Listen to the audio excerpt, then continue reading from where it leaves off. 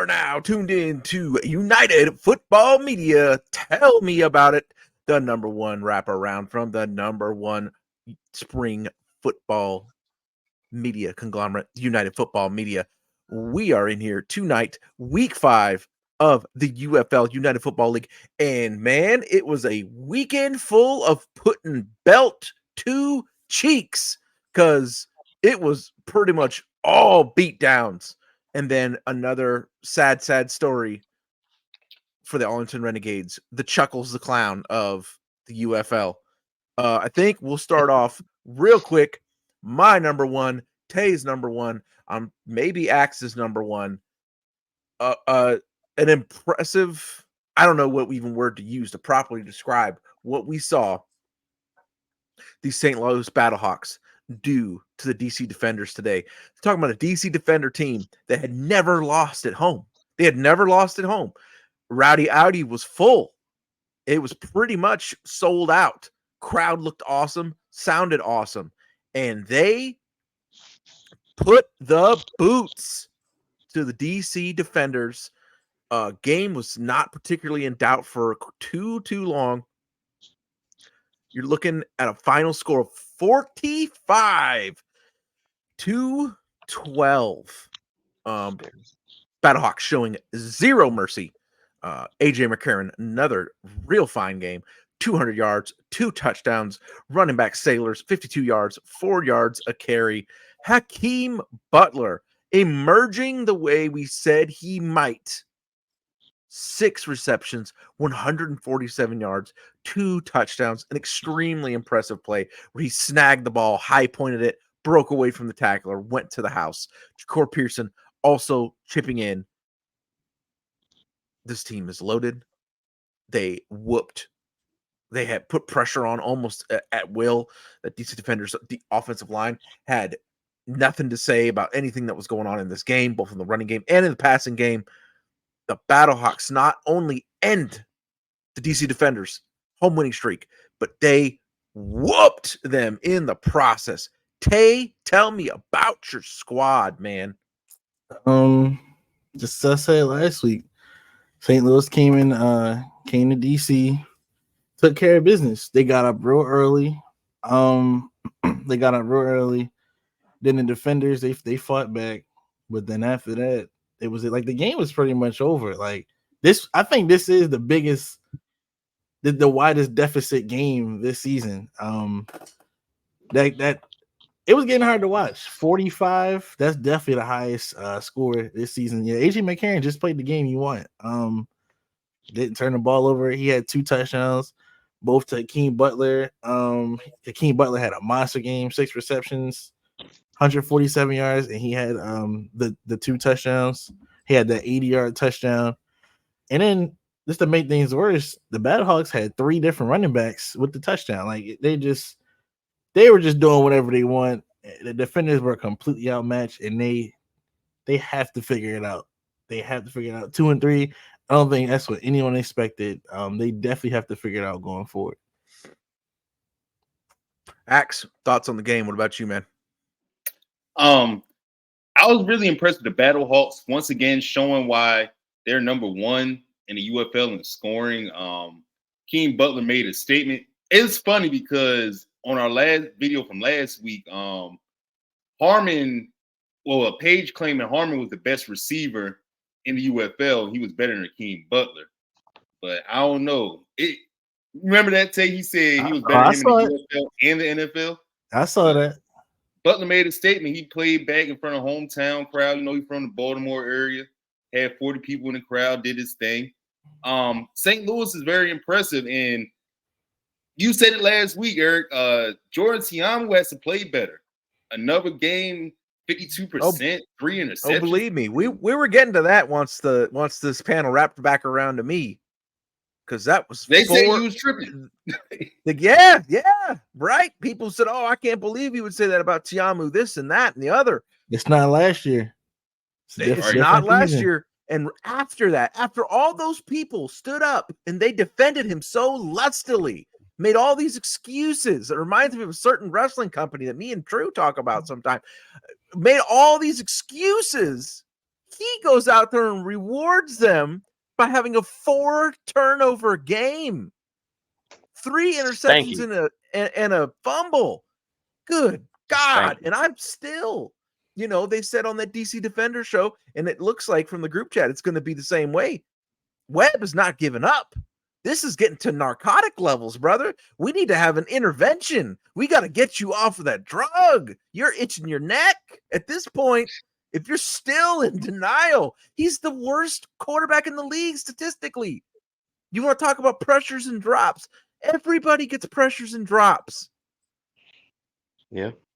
They don't lead the league in drops. We looked it up in the group chat. They're not even in the top 3. He's just playing bad. And if you want to go with this theory, this logic that it's all the rest of the team's fault and nothing's his fault, okay, well then nothing's going to change. And so give somebody else a chance to get some reps and get some tape, because that's what we're told this league is about. Right? Right. Craziness to me. True, your thoughts? Well, I have one thing to say to all of our listeners who are Defenders fans and everyone that is a part of the Defenders show. It's really simple. Just give up hope. I think it's over. It's done. Just give up. Just give up. It's good.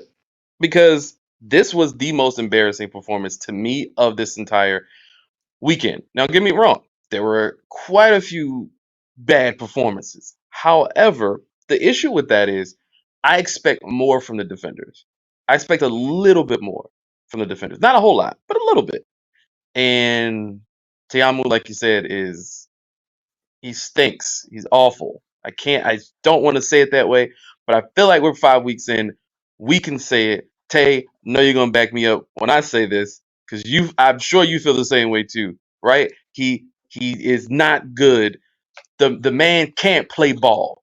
To paraphrase from someone who said this, we cannot ball out. He's not good at what he's doing. Maybe what people were thinking he was going to do coming into this year, it was an anomaly, right? Whatever you saw before was just this. The competition is real. Everybody looks like they know what they can do until you face somebody who knows exactly what to do, and then you outclassed, and that's just how it looks. And he has not. 5 games in, you can say he's not good, and I'm sorry if that offends any people who are DC Defenders. Actually, I'm not sorry. I don't really care. But I just want you to know it's time to give up hope. It's over. If you turn your season around, you've prayed several times over to whoever you believe in, and it's worked out, because it does not look good. The Battlehawks are great. Let's be clear. Battlehawks and the Stallions are, to me, and the Brahmas are head and shoulders right now, to me, above everybody else. Well, and I can't even really say the Brahmas are head and shoulders. I'd say the Stallions and the Battlehawks are, but the Battlehawks made the Defenders look like a little league, a Pop Warner squad. Like, you just look terrible. At home, one of the best home field advantages in the league. If you can't even make it close, a 1-score, 2-score game, and you nothing. My issue, because before people would call the Battlehawks, the number one home field advantage, but the Battlehawks have lost at home. The DC Defenders had never lost at home. So technically, to me, there's an argument to be made. Maybe that was a better home field advantage. Bigger don't automatically mean better. And that Audi field was, while smaller, is super rowdy, and they had never lost there. That is not the case. And not only did they lose, they got beheaded. They got their head shoved in a toilet and swirled. The Axe, you said you looked like you had comments. Yeah, my last take on it. It's another game where Defenders gave up another 200-yard passing game. Seemed like every week they're giving up 80-yard touchdowns and 50-yard touchdowns. Like, their pass defense has been poor. That's a reason why they have the record they have now. Like, I thought they've been good this year. Their pass defense. And what's crazy is the Defenders, they feature multiple top first 3 rounds of the draft picks in their secondary. DeAndre Baker's a first-round draft pick. DJ Swearinger, it was a top 50 pick. And they are not living up to that at all. Now, mind you, the Greg Williams system leaves your secondary vulnerable, but that's supposed to be You know what I'm saying? It's supposed to be kind of like a Kansas City Chiefs situation. Like they're supposed to be able to rely on that super highly touted secondary to hold it down while they bring the pressure. And Right. as you have pointed out, it has not worked out.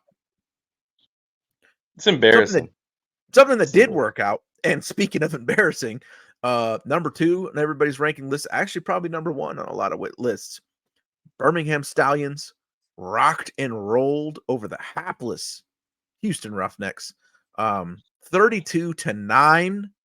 Tay's guy, Adrian Martinez, went absolutely ballistic. Again, 155 yards passing, 138 yards rushing, a touchdown. Larry Roundtree finally gets some run for these guys. We had expected that from the preseason. He finally gets in. He's averaging almost 6 yards a carry. Looked awesome in this game. Had a long run. Stallions defensive front 7 controlling the game, getting pressure, sacks, interceptions, the whole 9 yards. A complete performance from the Birmingham Stallions. Deion Kane chipping in as the leading receiver once again. Catch-wise, yardage-wise, it was Sternberger, who has also been stepping up and really becoming part of the offense. Everything that we expected and more, these Birmingham Stallions. Hey, go ahead and glow. Your guy, Adrian Martinez, got his rightful spot back. No explanation still from Skip Holtz. And he shredded them up. Roughnecks are kind of done for. Looks like certainly nowhere close to the class of the Stallions. Yeah, I definitely thought the Roughnecks would win. I was wrong about that. I'll come here and admit that. Because I thought I didn't know the Stallions were gonna start Adrian Martinez. I guess that's my excuse. I mean, I was still wrong, but if I knew they were gonna start Martinez, well, obviously I would have picked the Stallions. But the Roughnecks just couldn't get it going. You know, they didn't, especially the second quarter. Birmingham scored 20 second quarter points, and Roughnecks just couldn't shake back from that. I mean, they had no run game whatsoever. The passing game was all right. Justin Hall, he definitely got some going. Kiki Chisholm, he got something going as well. But it's just not enough. You know, the Stallions, like a lot of people think they're the best team in the league. Like you can't 9 points is just not gonna do it. But that's also I gotta give a shout out to the Stallions defense. They've been playing great defense all year long. Offense is right there with them. Adrian Martinez, like he didn't even have the best passing game. Like he just did enough. What really wowed me was the rushing game. I'm not sure if somebody can check this, but he might have the most rushing yards of anybody this season. He had it was the highest single game rushing output of the year in that game. Yeah, that's like he's a quarterback. Like that's really impressive. I think he outrushed the Roughnecks. Like if you got a guy like that, I think they need to keep him for the remaining year. He needs to be the starter for the remaining year. He just offers too much versatility. He can throw, he can run, like he can run at an elite level. Like in the 2 times that we've been on here saying, wow, nobody can even touch the Stallions, it was the 2 games that Adrian Martinez started. Exactly. So they need to keep it going. They played a great game. They need to start Martinez for the remainder of the season. Axe, your thoughts on this beatdown, this pummeling? Just a great dominant performance from the Stallions, showing why they're the best team, or arguably the best team in the UFL. 213 rushing yards just seems so demoralizing. And it just imposes your will like that. It just shows how dominant Birmingham is on both sides of the ball. So very impressive performance by them. I do like Matt Corral, but Martinez, as y'all have said, they've had their best performances when he's been the QB. I still think some of these other teams should try to acquire Matt Corral if they can, like maybe a trade or something along those lines, because I don't know, some of these the other quarterback play throughout the UFL is kind of rough. So, but the Stallions, once again, dominant, great on defense. They're starting to separate themselves. Them, the Battlehawks, the brahmas, they're kind of separating themselves from these other teams. So just great performance by the Stallions. Just high level consistency. They just execute their game plan at a high level. Like hardly any penalties, no mistakes. They're a well-oiled machine right now. Shout out to the Birmingham Stallions. True. Lunch money getting taken. I mean, did we expect really anything? I mean, I know Tay picked the Roughnecks, but I don't think By Tay. himself. Yeah, I think he just picked him just to be like, okay, I don't want to have the same pick. No, You I know, was thinking of the quarterback. Like I was well, upset that Martinez didn't start last week. I thought they were gonna do that again. That's really why I picked him. Honestly, you just was being loyal to the soil. I understand. You just being loyal to your guy. I Nah. get it. I understand. I don't know why you did that because the Roughnecks have shown absolutely nothing this season that they have anything. Like this is terrible. This is really bad because I feel like when we started out, 5 weeks ago, we were like, okay, the Roughnecks, their first game, their defense, they showed something defensively, and it's just regressed completely since then. And offensively, couldn't get it going. I mean, Birmingham obviously is top tier. I feel like you can put them in the Battlehawks kind of neck and neck, depending on what you're looking for. Both of those teams are like outstanding right now, and the Brahmas kind of, which once again, the Brahmas going back to it. Just want to go back to it. I'm gonna keep going back to it. That plus 1,500 every time I think about it. Not that they're gonna win. It's just that they've outperformed expectations, and I think with the Stallions, they are living up to their expectations. Whereas the Roughnecks, absolutely, I don't think any of us had the Roughnecks high up in any of our preseason list or boards. But this game was exactly what I expected it to be. I didn't expect it to be super close unless the Stallions are kind of messing around or maybe taking their competition too lightly. And they didn't take their competition too lightly. In fact, they outperformed. I was expecting to be like a 24 to 12 or something like that. Nah, they didn't even get into the double digits, the Roughnecks. So kind of like I said, that kind of shows you how dominant it was. But I didn't expect anything different. And I am officially on board with Tay. Martinez, that is the guy. I don't think you can deny it. I think you can have one great performance like he did, and then come back and do basically even better this time around, or on par with what you did. He's a guy. Matt Corral's cool, and maybe you could use him for certain situations, but that's your guy. And that to me makes the Stallions even more dangerous because you could win with either quarterback, as they have, but you have this quarterback who is just too much of a threat in so many different ways that you have to game plan, and even then, might not be anything you can do. You got a quarterback who can get it on the ground too. I mean, I said this before, and I'm gonna keep bringing it up because I know Tay doesn't. Tay's not a big fan of this guy, but I know a quarterback, that's in a different league that could get it on the ground too, get it on the ground too. So, he's an MVP.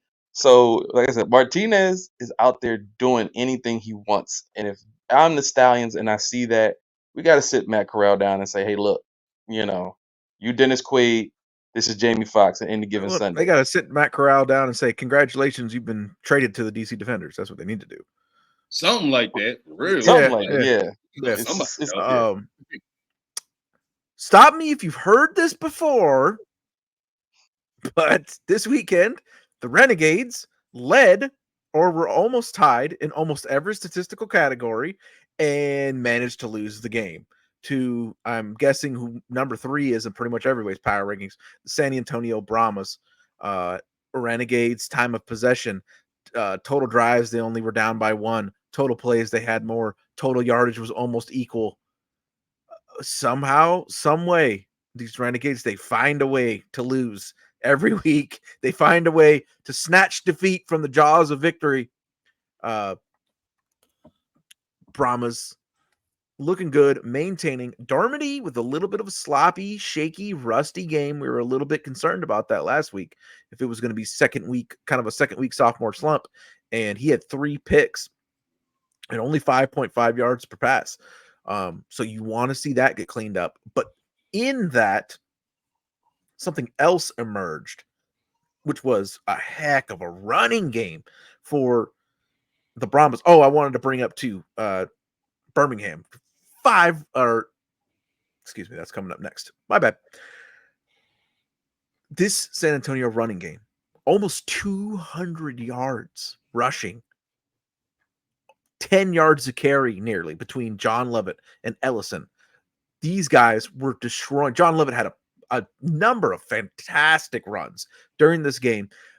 I'm thinking, this offense spreading these defenses out so much is creating lanes for these guys to run through, and they are doing a great job. The offensive line of the Brahmas completely overpowered the Renegades. John Lovett looked awesome. He was trucking people. He was making the right cuts. It was tremendous. So on a day when Darmody wasn't that clean, that running game carried them through. And you can make a guess. What name am I about to say, Axe? Who had 6 catches once again every single week? That dog, John Trey Kirkland. John Trey Kirkland. Man, the automatic slot machine. Just whoop, whoop, 6 catches like it's nothing. Axe, since that's what I went over to you. We'll go with you first. Kind of sloppy, but they still got the dub, and this running game has emerged. You wonder if they're going to lean on it going forward. Yeah, I definitely would. That's what makes it impressive. Through the first few weeks, the Brahmas have mainly been an aerial attack. A lot of passing yards. We've been very complimentary of their wide receivers, but the fact that they were able to get almost 200 rushing yards this week, just very impressive. It shows they can win in multiple ways, and it makes them very dangerous. I don't expect Dormy to have a 3 interception game again. I would hope not for their sake, but just very impressive. And the fact that they were able to assert themselves in the run game, it just gives them another wrinkle. And like I said, it doesn't put them up there with St. Louis or Birmingham, but they're like right slightly behind them. Like very quality team, and biggest surprise in the league so far. But great job by San Antonio. One more time, stop me if you've heard this before. Luis Perez, 270, touchdown, 72% completion. Man. Couldn't get the dub while that defense was getting ran all over. Tay, tell me about it. It's impressive that the Brahmas won with Normandy throwing 3 interceptions. Like I said that last week. I expected a drop off from the previous week, just based off of teams scheming for you now and really getting to know who you are. The running game just picked up. Like that's exactly what good teams do. Someone's not playing well, the rest of the team needs to step up, and that's exactly what the Brahmas run game did. Levet, he had 95 rushing yards, 2 touchdowns, and Ellison alone, he had 84. Yeah, he had 84 rushing yards. So, like you said, almost 200 rushing yards. It's going to be kind of hard to beat. And the Renegades were in the game. Just got to score fourth quarter points. The game was tied in the fourth quarter. Matter of fact, Arlington was winning at one point in the game, and when it comes down, you have to gotta score fourth quarter points. Like I wouldn't even say Arlington played bad in totality, but they played bad in the fourth quarter, and that's just how you lose games. So Brahmas, it's like the fourth time, right? I feel like it's every game. They always do this, and I mean, maybe they just aren't a good team. They look like it, they compete, but you can't win. Can't be a good team. True. Thoughts on the emergent running game? Brahmas trying to make a case to get into that top 2 of those power rankings. The Brahmas did not play an amazing game by any stretch. It kind of survived kind of by the skin of their teeth just a little bit. The Renegades had to make enough mistakes for the Brahmas to pull out the victory. And I will say, though, if they are able to kind of diversify their offense and not be just aerial and can rely on that ground game, we could see. I mean, next week they have an interesting game next week, right? I feel like next week is going to be the kind of like, hey, we're good, but we just escaped the worst team in the league barely in the fourth quarter. So it's like, can we go into uh well a field that previously was hard to win in, which clearly now, I mean, maybe the battlehawks kind of broke the levees, right? And it'll be the floodgates for the brahmas, but I think they have something. I'm not quite ready to say this is something that they can utilize against someone else, but I also don't have confidence in the defenders either to stop them next week. So I'm gonna say they may have found something. I like what I saw from the from the brahmas, but if I'm the Arlington Renegades, you know what I do? I go watch the NBA and watch the Los Angeles Lakers and the Denver Nuggets series, who led by double digits every single game, and up until the other night, finally got a win and held on to it. They need to study whatever the Lakers did in Game 4 and try to channel some of that energy, because there's no way that you're leading games down, coming down to the wire, coming down to the fourth quarter, and you can't close, you can't finish. You're never going to win if you cannot finish. And I think you mentioned Luis Perez had a solid game, and it just wasn't enough. They have to figure. I mean, I wouldn't say they have to figure it out because it's pretty much a done deal, right? I feel like there's no way. I mean, you're 0-5. How do you come back from that? You can't. In a I don't 10-game expect season, them. that's a tall order. Yeah, and I don't expect them. I personally don't expect them to win next week. So I don't see it. I mean, then you got to start looking at, I guess, looking ahead to next year, and what you could do to get better, honestly, because 0-5 with some tough games. We all said like the Brahmas are number 3, but I think we would all agree like the Panthers are number 4, and I know that's the next the next game that we're going to talk about. So it's like, if the Panthers are that, and you just lost to number 3, you might have, maybe you have a better chance of beating the who's likely number 4 on everybody's list. So for the Brahmas, there's a couple things you need to clean up. Obviously, heading into DC. For the Renegades, pray maybe that you figure something out. Like, I don't really know. Like, if you 0-5, it's like that's the most demoralizing start, to not win a game and then to be close to having a chance to win, and you just blow it. There's nothing. There's nothing you could do. I just don't know.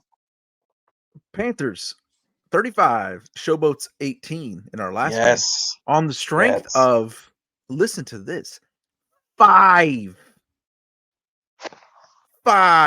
rushing touchdowns. That coaching staff said, "Oh, our pass protection, offensive line pass protection performance is single-handedly sinking us to the bottom of the ocean. Bet we got a plan." And so that plan was to just not put them into pass protection too many times. Over 30 carries, 35, 36 carries total between Wes Hills, Mike Colburn, and Danny Etling.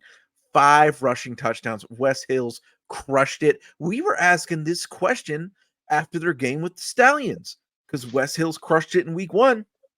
And then all of a sudden, they're chucking it all over the yard, and their pass pro is getting destroyed. And nobody could understand what the heck was going on with that. Maybe they're starting to center themselves a little bit better once again. Got a lot of really nice rollout stuff for Danny Etling.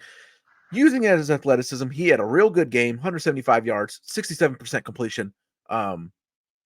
Panthers rocked and rolled over the Showboats. The Showboats, a couple of times, though, looked more frisky than they have been with the change at quarterback with Troy Williams. So I don't know. I don't know if they are, I think a lot of people will put them at the bottom of their power rankings, but the Showboats showed a little bit of life here and there a couple times in that game, and a lot of it had to do with the change at quarterback, I felt like. But Michigan rolls, puts the beat down physically on the Showboats. I think if Etling can get a little more integrated in this offense, if they can continue to go with these game plans, I think it's really going to work out. stop. You've heard us say this before. Breland Speaks with the sack, couple of pressures, kind of cool with an interception. This is every week. They got dogs on that defense. And this is a very, very dangerous team going forward. If the coaching staff can contain themselves and continue to run this ball and integrate what Etling does good into the game plan. Tay, tell me about it. Panthers played a great game in my opinion. They first they got to the quarterback. They had 7 sacks. Also, they had 2 interceptions. And then just to top it off, they had 5 rushing touchdowns, like from 3 different people. That's crazy. That's hard to beat. Like, I don't think Danny Etling really didn't wow me or anything like that, but it was more than enough to win the game. Like if a team can't stop something, which was a run, you keep going to it, and that's exactly what the Panthers should do. That's how you win games. But Troy Williams, he brought some life. He's not scared. He's definitely not scared to throw the ball. Nope. 3 touchdowns, 2 interceptions. You can live with that. He's definitely not scared to throw the ball. I think they should give him another go next week. And Absolutely. Yeah. He didn't play bad or anything. And then we'll see how the Showboats do from there. But the Showboats are in a big hole. Like really, since they're playing Birmingham next week, you're going to learn everything that you could ever want to learn about Troy Williams. That's true. Yeah. Axe, thoughts on this physicality over there with the Panthers? Very impressive from the Panthers once again. I think we all predicted them to win last week, if I'm not mistaken. Breland Speaks having 3 sacks, the team having 7. These guys are going to get themselves opportunity on the next level because, like, every single week they've been locked in. They've been, even when the quarterback play was poor at some points, they were keeping the team within the game. So a lot of guys are going to get opportunities off of this defense. As long as they keep running. Well, Etling completed 67% of his passes. Like, they why not need EJ Perry back? Oh my god! If they had EJ Perry, they would have scored 50 points. Come on now, man. That's not true. You can't even keep a straight face saying that. Anyway, Michigan very impressive. I want to see it continue. They play like a rough, old school physical style, and it's getting quality wins. Good on defense, good run game, great special teams. So I want to see how they continue to build as the season progresses. So great job by Michigan. True, as they've been known to do. Panthers stomping some people out. Well, I think this was a great game from the Panthers, but the most important thing in this is simple.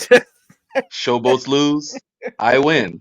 And at that point, that's all that really matters. And I think it's going to be even worse next week. So I am happy. But no, I do think the Panthers, like, the Brahmas and the Panthers were on almost everybody's, like, the bottom of everybody's, like preseason, early season list. Like, most people had them, at least, especially the odd makers definitely had them like that. And I think both teams have outperformed expectations. And no, the Panthers, they obviously aren't like, they aren't quite, Stallions and, and Battlehawks level, but I think they have something. They found something. I mean, we already know they got an amazing kicker. We know that for sure. And then they're finding just like they're growing into becoming a much better team as this year progresses, which is what you want. Like when you see other teams kind of regressing a little bit, like the Defenders to me are kind of going backwards, where other teams are starting to kind of round into shape. The Brahmas absolutely look like they're rounding into shape, and so are the Panthers. And so I think they have something to continue to build on. And if they continue to build on it, they could be a force to be reckoned with. And it just so happens that next week they will have absolute opportunity to go become 4-2. I don't think you could ask for any better opportunity to go 4-2 than what they have. So, as long as they keep kind of consistent with what they've been displaying, I think they'll be fine. Speaking of next week, the week is gonna maybe start off with some spectacular, beautiful violence because Birmingham is going to be at the empty Liberty Bowl, Memphis, noon Eastern time. I think we're going a 4-pack, right? Birmingham is the pick here. Correct take? Yeah, you don't even. Yeah, I don't think Yeah, you- definitely. yeah. Sick. Man, they gave up 160 yards to Michigan. I can't even imagine what they about to give up on the ground to Adrian Martinez and the Stallions. Yeah, Whew. that's Well, true. let's hope Martinez is in the game. Yeah, he could Come switch on. it to Corral just because. Come on, Skip. Right. True. I guess we probably don't got to go around to you for this one, huh? Anytime you see the showboats on the schedule, you don't even got to ask me who I'm picking to win. You don't even have to ask me. You can just skip me because I'm never gonna pick. They could play the Renegades, and I would pick the Renegades over the showboat. That's just how I feel right now. But nah, I don't want sure. anybody from that Birmingham side to be having nothing to say though about that attendance, because we are right there in the trenches with our guys down there in the cow pasture on the Brahma Bullhen, wanting to know what the heck is going on with this Birmingham attendance, because it was bad again this last game. They don't appreciate the Before team this they week, have. all I want, I get told so often, it just means more here. Where does it mean more? Because the teams in Hamburg, Germany, and Frankfurt, Germany, average more attendance than you do. And I don't mean football like soccer. I mean American football. There is a league in Europe called the European League of American Football. And the team in Hamburg, Germany, and the team in Frankfurt, Germany, average more fans in the stands than the Birmingham Stallions do. That is sorry as all get out. Lucky we're on our PG show and not our regular shows, because I'd be having a lot more vociferous things to say about that.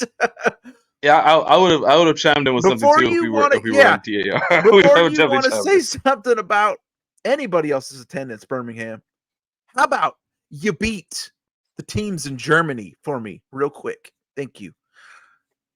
Alabama got to show up, team- man. Yeah, They just need to show team up. That's it. that is very obviously going to beat out Hamburg and Frankfurt. St. Louis hosting Houston. I feel like these picks are going to get a lot easier to make, less derisive as we go on Yeah, throughout. you don't even need to. I don't think you need to even go around and ask Because us. I think the Battlehawks fans are going to show up for a party for this one, because this could get real ugly real quick. Could turn into a real beatdown. What do you think, there, Tay? Oh yeah, I'm definitely going Battlehawks. Battlehawks probably went out throughout the regular season. I don't see them losing just as hot as they are. I'm definitely going Battlehawks. And they're getting a little better every week is the thing. Yeah, they definitely are. Yeah. Different guys stepping up. Hakeem Butler finally had, his king show out game. It was Aitman, then it was Jakor for a couple of weeks. Now it's Hakeem Butler. Pretty crazy. Axe going St. Louis, huh? Battlehawks winning by at least 20 points. Woo! I don't see 20. how this is even a close game. I haven't seen anything from Houston that makes me be like, yo, they're going to keep it competitive or close. Respectfully. Like, shout out to everybody that's out there competing, but just the past few weeks, I got to base it off the eye test, what I've seen. I'm rolling with the Battlehawks by at least 20. Just my opinion. True. 4-pack. I mean, obviously, man. Look, Battlehawks, right there, like arguably the best team in the league, depending on who you like a little bit more between them and the Stallions. I mean, these Saturday games are layups. Like, to me, these. Now, to be fair, a lot of those times when we think those games are gonna be easy layups, sometimes they surprise us. So maybe these teams find, both the Showboats and the Roughnecks find something and make it close. But I do not see this being competitive at all. Like after what the It'd be Battlehawks just did to the Defenders, no. an interesting parlay to do, like a minus 15 and a minus 15 for both teams. See what you come up with. Let me know what you think of that there, Brandon, on the betting show. I'll be tuning in. Maybe that'll be a special listener request, since we are listeners to everything else that happens here on United Football Media. A Saturday night parlay, both teams to cover. Interesting to me. We might be going for another 4-for-4, like you're going to Wendy's. Michigan at home against Arlington. I'm sure Arlington will win every statistical category, find a way to lose this game, except for rushing touchdowns, because they can't run the ball worth nothing. And Michigan's running game is getting rocking and rolling. I think Michigan's gonna bust them up. What do you think, Tay? Nah, no EJ Perry, no win. Okay. I'm going with the Renegades. All right. All right. All Oh right. man. Look, All EJ right. Perry to put you on payroll for doing this for him, man. They Yeah. cut you a check. Yeah, he definitely needs to put you on payroll, brother. Because Axe. Michigan. Oh, Michigan's gonna win this game easily. Like Okay. between the pressure that they're gonna get multiple sacks. They're gonna run the ball. Like the Renegades just gave up a plethora of rushing yards to the Brahmas last week. What do you think they're gonna do against the Panthers? Like, Play it's not even gonna better. be close. That's all you gotta do. Just play better. Everyone has better nights. Yeah. The Panthers gonna be too It's- physical for the Renegades. Renegades gonna fall to 0-6. And I'm gonna say the Panthers win by 10. They'll keep because like Renegades fight. They're winless, but they do fight. I'll give them credit for that. They're just not going to execute at the end. I think the physicality of the Panthers is going to be too much for the Renegades. They're going to wear them down. And by the fourth quarter, that's when the Panthers are going to assert themselves. You want this to come down to a kicker's duel with Jake Bates? Don't think so. Yeah. Axis on it. True. well, you know what? I'm gonna step outside the box for a second. I'm gonna go with Tay. No. Oh no. And I'm gonna say that the Renegades are going to somehow win this game. And and it has nothing to do with EJ Perry, man. But like if he's wrong, I'm wrong. I'm riding with the bro. The only reason why is because every levy eventually like everything has to break at some point. And I don't feel like there's a huge home field advantage for the Panthers. It just doesn't feel like it. Now, if it does come down to a field goal, I do not believe that the Renegades will win. But I just feel like at some point you get tired of losing, right? You have to get tired of losing.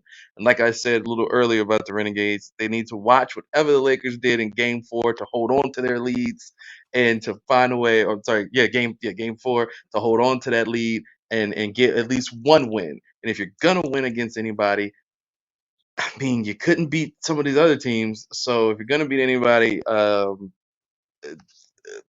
to beat the Panthers. Am I extremely confident in that? No. I hope I'm wrong, just because it's funnier being 0-6 than 1-5. So I'd hope I'm wrong, but I'm going to say if this is the game, because I think we expect the other two games to go a certain way. I expect this to be close at least, And if they have a punch of chance, Luis Perez could show up, and that could. But I'm not confident at all in that. But I'm gonna just go with the Renegades, just so Tay's not alone in this one. I'm riding with my guy. St. Louis, Houston, the day before at Saturday is on 3:00 Eastern. This Arlington at Michigan game is 1:00 Eastern.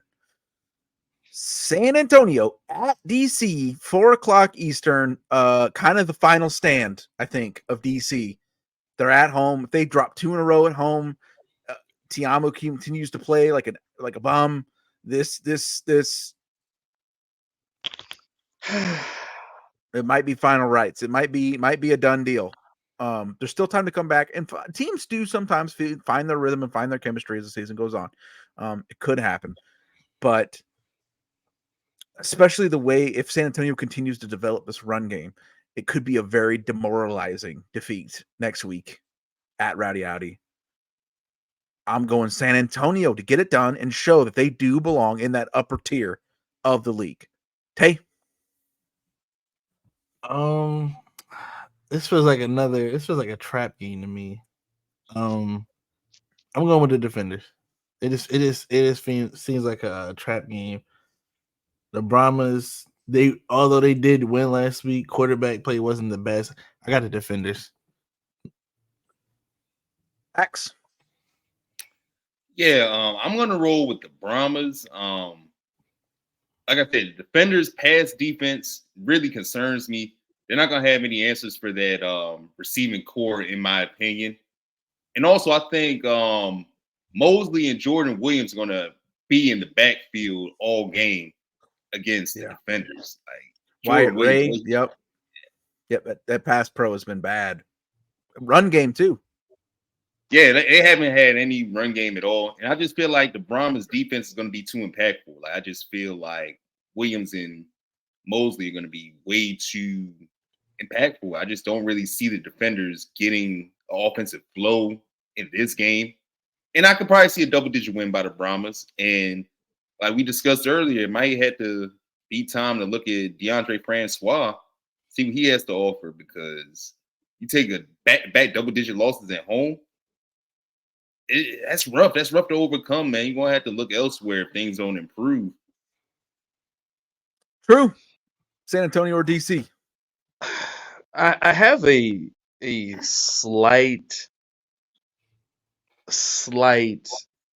feeling that the defenders could steal this game, but I'm going to go with the Brahmas just because I feel like I just feel like they're building a little bit more momentum. So I'm going to go with the Brahmas, but I agree with Tata. It does feel slightly like a trap game, like they tend to like a game where you just kind of look at and go, oh yeah, this team should be should win and be better, and it's like maybe, just maybe, the defenders, after getting embarrassed like that, they want to, when you get embarrassed, wake up. you come back and you try to, So I think maybe there's a chance, but I just think the Brahmas may have found something, and they've been finding ways to win and get better. I mean, I just can't see.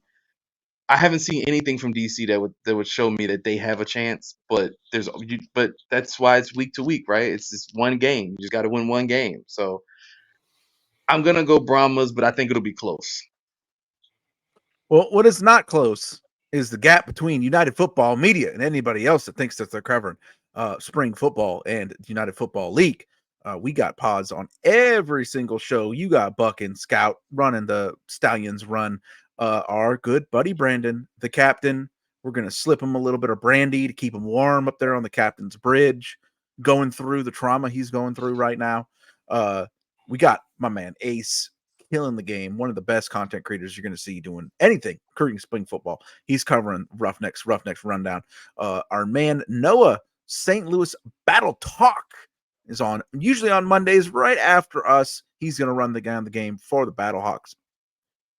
Arlington got the Hellraiser Nation over there. Dude's a fantastic talker too. I know he's going to be in disarray this week. He does not put up with what is going on with these darn Renegades. So I'm excited to see what he has to say. Michigan, our man Tugboat on the PAWD podcast. He'll be running down Michigan and then rolling with that physical offense. Things are going great. Of course, everyone's favorite Brahma bullpen down there in the cow pasture, covering San Antonio, and Alex and Webb. I'm looking forward to what should be a spicy episode out of those guys this week, because my guy Alex, who was a coach at the college level, coached quarterbacks, played quarterback. He has seen enough. Let's see if he can talk Webb off the ledge of the narcotic that is Jordan Tiamu this week, or if we're going to keep on making excuses. There is no excuse for you to settle for less in your spring football league coverage. You've got everything you need right here on United Football Media. This has been Tell Me About It.